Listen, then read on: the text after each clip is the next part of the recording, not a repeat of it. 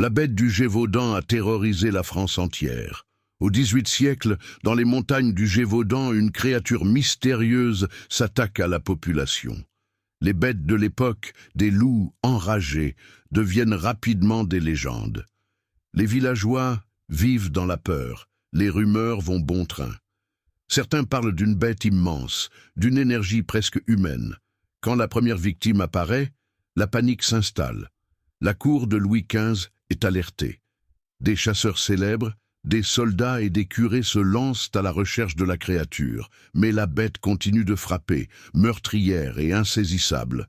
Des témoignages décrivent des attaques de plusieurs bêtes. Mais alors, pourquoi aucune ne semble capturée? Les recherches échouent et l'angoisse grimpe. Des théories farfelues émergent, allant de l'hybride animal à la malédiction.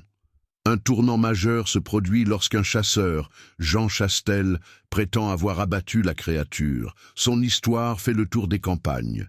Mais l'espoir est de courte durée. De nouvelles victimes apparaissent, prouvant que la bête est toujours en liberté. Les peurs se transforment en émeutes. La population exige des réponses. L'horreur touche son paroxysme, avec des concurrents de la bête qui tombent les uns après les autres. La France entière est captivée.